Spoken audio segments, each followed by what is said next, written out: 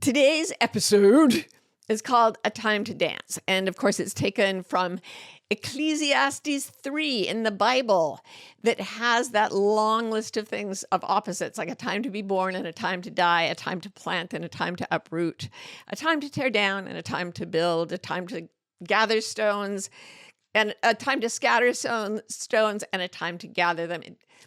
And it is the source of, I think, the best of the Bible songs. Turn, turn, turn. To everything there is a season and a time to every purpose under heaven. Turn, turn, turn.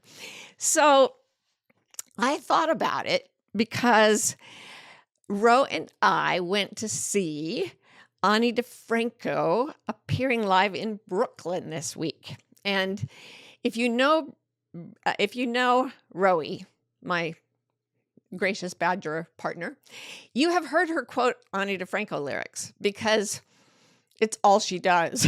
No, not really. No, she has her own voice, but boy, does she love the Ani, and who could not? When you start seeing this laser intellect and this joyful dance that is Ani DiFranco's music is whoa. And I've always really liked her, but after this concert, I told Ro, I think I'm going to have to join your religion after all, because she was incandescent, was Ani DiFranco, and she was radiant and not in a lit up on the stage kind of way. I mean, that too. But I've gone to a couple of things with her there before, and each time I see her, she seems more luminous. I thought at first it was just the lights on her, but then she came down from the stage and talked to us in a dark place, and she was still luminous and incandescent.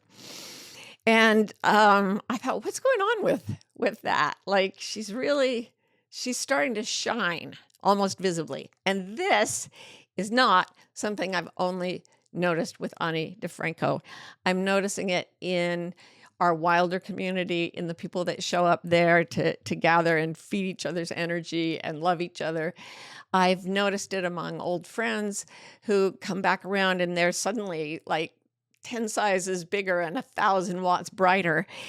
And in the middle of the concert, Ani stopped and she said, she writes, for those of you who don't know, she's a folk singer and an activist, and she writes a lot of incredible songs, but a lot of them are protest songs that are about things that are politically or geopolitically terrible, about systems that are broken and need to be fixed, about how we make positive change. So there's kind of always been this like, things are bad. And I thought, boy, oh boy, is she going to be in fine voice tonight, because things have never been quite this bad in the US. And all of y'all around the world know it. And what's happening here is punitive to most of the countries that you're coming to us from, and to the earth, which is our home. So it's brutal. It's brutal. But in the middle of the concert, Ani stopped singing and talked for a few minutes, just a few minutes. And she said, I know it's weird out there. I know it's bad. But you know what I feel? Hopeful. She said, it doesn't make any sense. But I feel hopeful. And I feel joyful. And I feel like wonderful things are happening. And I thought, oh, then she is one of us. Because as horrifying as things are right now, it is a time to tear down, and a time to build will follow it. It is a time for things to be uprooted and new things to be planted. It's a time of frightening changes, destructive looking changes. And yet, paradoxically, in all of this madness, I feel such incredible, massive amounts of love, gratitude, and hope. It's getting so bad that sometimes I wake up in the night and I am just humming with it, and I can't go back to sleep because my body is so full of love, and I don't even know what it's for, but it just feels like, and it's been all my life, but it has ramped up, y'all. I don't know if you're feeling it too, but I think maybe Ani DiFranco does, and that's awesome. So I was watching the crowd and I kept bursting into tears because there was a resonance to the music that was shaking things up inside me. And this love that has sort of infested me lately was getting fed just like huge amounts of amplitude, not just by Ani, but by all the people in this huge venue in Brooklyn. It was like it used to be a steel plant or something, a steel making plant. And we were off to the side because Rowie, in her inimitable way, of course, this was a standing concert. Everybody just went into a big room in front of a stage and stood there while the opening act, came on, and we waited, and then Ani came, and then we all stood there. But I wasn't standing. I was sitting because of how Rowie do. She's like, could I get a chair for my decrepit partner? Do you not see that she is old and frail? And I was like, no, don't do this. She got a chair too. We both got a chair. Ha ha. So who's all frail now there, gracious badger? Anyway, there were just a few people sitting down, and we were on this raised dais, and I was looking out at this huge crowd of people. There must have been, I don't know, 2,000 or 3,000 people. It's a lot. That's a lot. You say 1,000, and you don't realize how many that really is.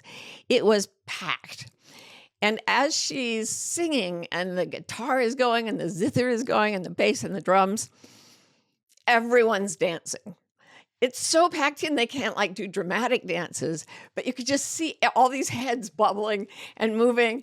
And everybody was just rocking out there in the dark, looking at this shining woman. And it was like watching water boil. Just and then I looked at the mezzanine level. There was a mezzanine around the back of the room, and there was a railing there. And the mezzanines weren't bubbling. And nobody in our area with the chairs, well, yeah, we were sort of bubbling on the chairs. But I figured out after a few minutes of watching that anyone who had been given something to lean against, like the banister or like the chair I had, they weren't dancing. They were leaning. They probably were aware of their tired feet. They had all the people on the mezzanine had their elbows or their hands on the railing, and they weren't moving at all. And I thought, maybe that's why everything's being ripped apart, so that we won't have anything to lean on anymore. Because when you have nothing to lean on, the way you stay in there, the way you handle it, is you dance. The people who were dancing didn't look tired. They didn't look like their feet hurt. They were alive with this electric joy. And she was dancing on the stage. And, the guy playing the zither who had something to lean on wasn't able to really get into it. And I thought, this is, rip away our supports. Go ahead, do it. Because we're here in the music, and if we're looking at the music and at the light that is coming in, and we've got nothing else to lean on, we dance. And it wasn't a laborious dance. It wasn't a painful, gotta junior high school sock hop dance. It was a physical expression of incandescent joy. And that room was so full of hope because there's nothing for us to lean against, most of us. So every one of us has losses, and most of us have had losses recently. They could be small things. I mean, we're losing our place of residence, and we haven't found another place to move to yet. So there's a time to buy a house, and there's a time to sell. And the time to sell is not now. Houses are not selling. It's okay. We just walk forward anyway. But it means losing a lot of the familiar and beautiful things around us. We're all aging. We're all watching as our youth leaves us and with nothing to lean on. Many people all over this country are losing faith, and all over the world are losing faith in the whole world order that ripples out of all this destruction in my country. And these losses are terrible. Make no mistake, it is horrible to have been leaning on something, a job, a system, a way of doing things, a belief in decorum or the way people should treat each other, and to have that, to see it destroyed in front of you. I don't want anyone to deny the anguish of that. And there's nothing right about what is happening there. There's nothing right that deliberately hurts people, or what do they call it in the law? Indifference. It's something indifference, like intense indifference, like ruthless indifference or something. I'll remember it in a minute. But that's what things are being destroyed deliberately, and they're being destroyed by people who just don't care. That is not okay. All right. That is not okay. But we can all stand together, those of us who want to go to a place where art becomes a way of channeling our anger and our joy and our beauty, where poetry and togetherness and community come to catch us and hold us together. The shared joy in a certain song, the beauty of standing on your aching little feet for 5 hours at a time so that someone can come in and move the whole crowd into dance, except for those who still have something to lean against. I thought, okay, then I'll walk into the unknown with nothing to lean on, and I will find a way to dance. And sometimes that way to dance is to curl up and sob. And sometimes the way to dance is to jump up and down and wave your fists and say, F the patriarchy, or whatever is your jam. And sometimes it's just to throw your arms around someone you love and tell a good joke and laugh together.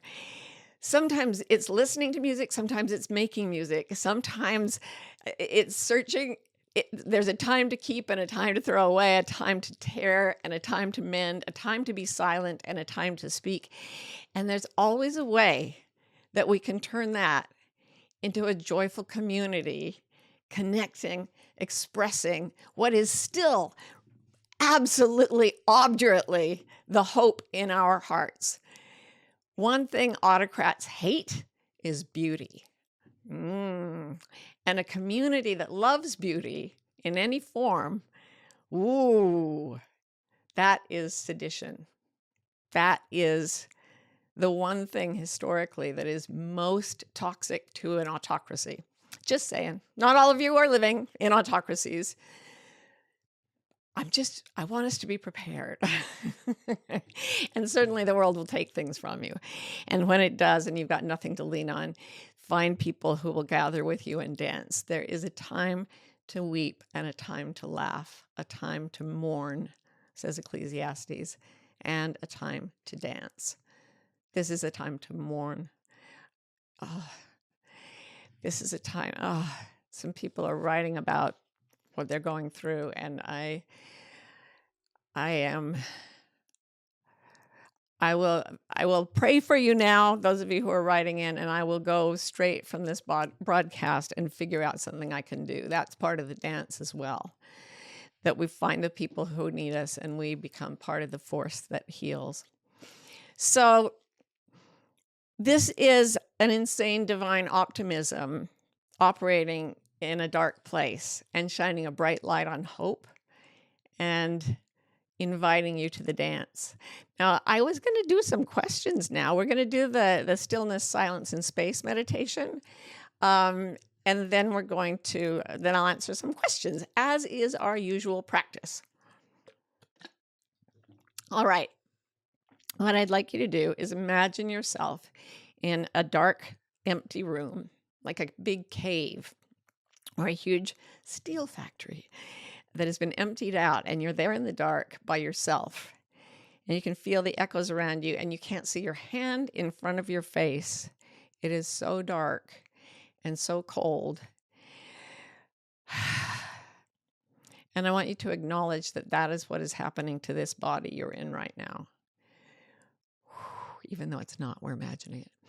but keep imagining it. And then imagine that somehow, even though you can't see or hear anything, there are other presences moving into the space, appearing beside you, all around you. Hundreds, thousands filling the spaces. And there in the dark, you can know for certain, without any physical evidence, that you are surrounded by something, someone's who love you and who are right in it with you. They are right in it with you. They do not look away from your suffering, not for one iota, not for 1 millisecond. They are right there. And they are saying, you are a hero to walk into the dark at a time like this, to be born and alive in a time like this. But you are not alone. There are other humans, and there are things not human. There are things physical, and there are things metaphysical. There is a time to feel the walls holding you up, and there is a time to feel that spirit is holding you up. Drop into that and ask yourself the trigger question: can I imagine the distance between my eyes?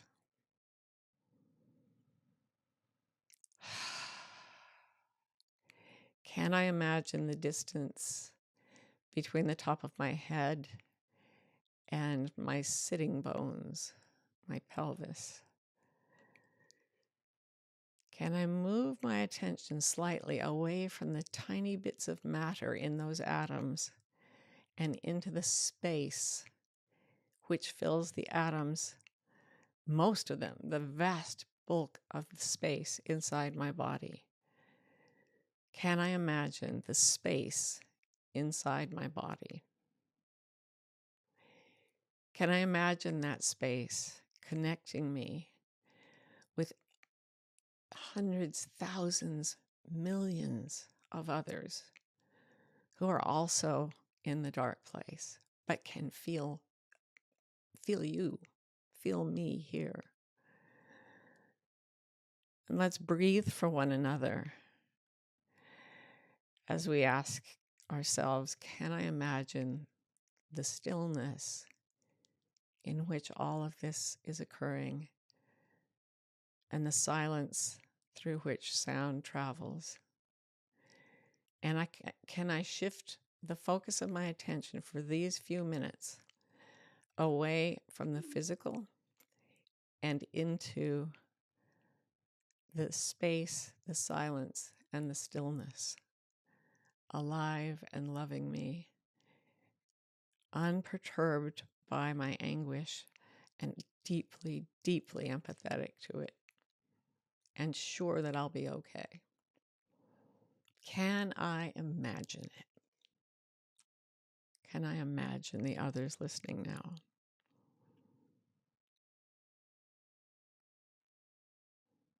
Space, silence, stillness.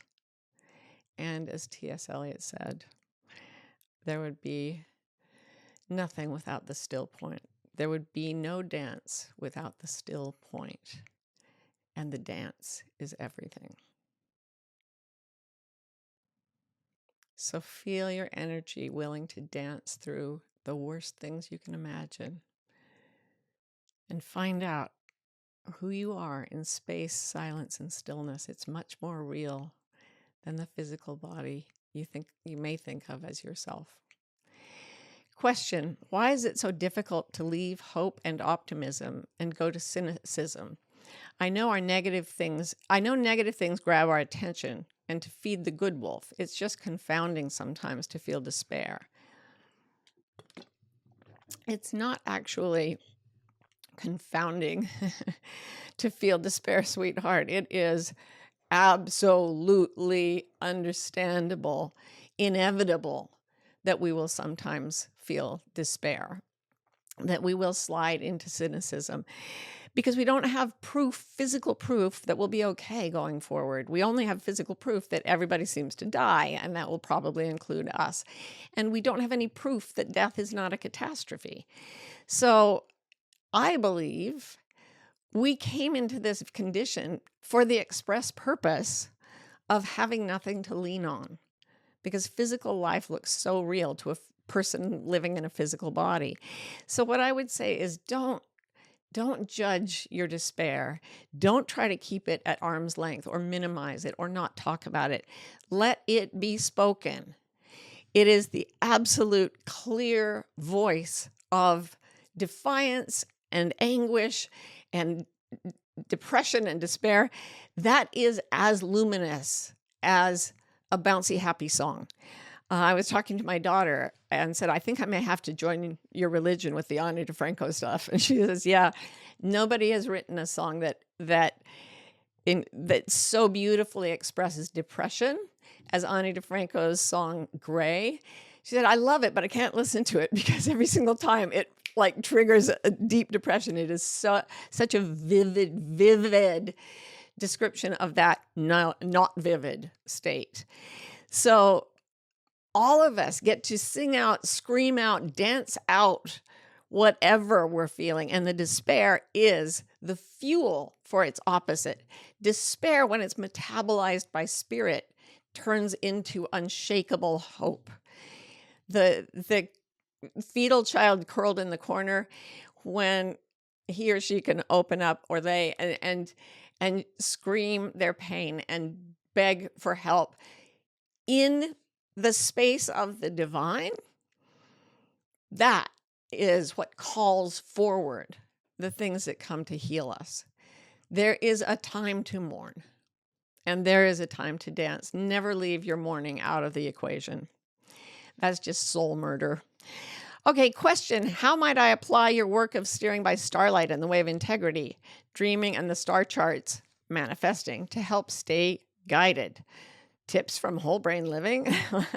This is a person clearly familiar with a great body of work, and some of you might not know what that's all about. Whole brain living is Jill Bolte Taylor's wonderful book that came out a couple of years ago, and Steering by Starlight and The Way of Integrity are books that I wrote. And the essence of, I think, all that work, the one thing that all those books of mine and Jill's have in common, is that all of us say that despair is not the end point. The despair is not the perspective that tells the true story. The perspective that tells the true story has its anchor in parts of the brain and the psyche that interconnect with spirit, that see through the veil that hides the metaphysical from our perception. And without that, we are really wrecked. When Jill Bolte Taylor lost a lot of her left hemisphere to a terrible stroke, she still had in her right brain hemisphere an absolutely clear understanding that she was energy, an energy field in a universe of energy fields connected from the ends of the universe somehow into this tiny physical body. She said it was just like bizarre. But it was the right side of her brain that could hold it. And we have a culture that pushes us into the left hemisphere of the brain. This is what my last book was about, Beyond Anxiety. So we have to get that perspective, the metaphysical, the connected, the creative, that needs to be sort of the headquarters of operations when we go to define our purpose in life. If you want to read Ian McGilchrist's book, The Master and His Emissary, it's brilliant. And it talks about how the part of the brain that experiences meaning, love, connection, creativity, curiosity, courage, all those things, it sends out the anxious left side of the brain to go and get data about, words and numbers. And the left side of the brain is supposed to report back while leaving the right hemisphere's sense of meaning in the seat of prominence, to anchor the psyche. And the problem with our culture is it cuts us off from our sense of meaning and pushes us more into despair. And that is not innate to you. It is something you have been taught to do your whole life, to the point where you think this is what it is like to live. This is what it's like to think, to feel. It is not. There is a time to grieve that you've had to live that way. And when you grieve out loud and then you move to another song, you will find yourself dancing. You will find yourself stronger because you have found a way out of the apparent nightmare into the seat of knowing that is deepest inside your being. And from there, everything is always okay, no matter what, even in spite of the horrors, as they say. Correction to question 1. Phrased that wrong. Why is it easy to leave hope behind and go to cynicism? Yeah, I got that. Figured it out. Question, I still don't really believe I can get back there. Please help. All right, babies. I've felt this today and yesterday and the day before. Like, first of all, don't think that, I mean, there probably are people that never feel despair and cynicism and horror and dread looking at what's happening in the world. But this I know, you can get back. You can get all the way back to peace. So let's start, and I'm going to use a little mnemonic that I heard from Ani DiFranco, an amazing spiritual teacher who had a radical near-death experience after dying of cancer, riddled with tumors, had a near-death experience, came back into her body, and within 9 days, the tumors had all melted and she was cancer-free. And she told me, here's how you can get back from despair when you slide into it again, even after you've had your eyes wide open, even after intense spiritual experiences. It can still happen. We're still in these bodies, and they do that. A time to mourn and a time to dance. So this is what she said. Feel what you're feeling. It's horrible. You can't feel joy and gratitude in that moment that you're fully processing it. What you can do is say, this is how I am feeling in this precise moment. So I do a meditation where I say, with every in-breath, I say, I allow this moment to be as it is. And as I breathe out, I say, I surrender my resistance to everything in the world being as it is right now. So we can do that. I call it the surrender allow meditation. So breathe in, I allow the universe to be as it is right now. Breathe out, I surrender my resistance to everything in the universe being as it is right now. And then right now is gone. So you, by accepting it, by allowing it, you didn't stop yourself from acting. You just found a place in it. So once you can get to that surrendered place where you can accept this moment being as it is, then you can go into peace. From surrender, you can go to peace. All right, this is horrible, and I'm going to sit with it. Yes, I am meant to live in peace. And once you get to peace, you can start to feel gratitude. I felt the tiniest bit of relief. Oh, God, I'm grateful for that. Grateful. You can go to gratitude. Once you're in gratitude, you can go to appreciation. I'm so grateful for this moment of release. I'm so grateful for this moment looking at the names and little faces of all the wonderful people on this gathering room call. I can appreciate this. I can be glad it's happening to me. And from there, you can often get to joy. You may have to write a lot of songs to get all the way through it. Since we're over time, I'm going to stop doing questions now because I want to just finish the meditation again. Go back into the dark room where you can stand there just feeling space, silence, and stillness, and knowing that there are beings all around you who love you. And then imagine everyone on this call, about 144 people right now, suddenly are there with you in the dark room. You still can't see anything. But then the lights go on and we're standing together. And there are people on the stage who are feeling wild with hope and art and beauty. And the music starts and it shakes your sternum. And it's gorgeous. And everyone starts to dance right in the middle of the worst place ever. Mourn and dance. There's a time for it.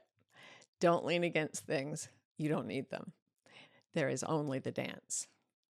I love you.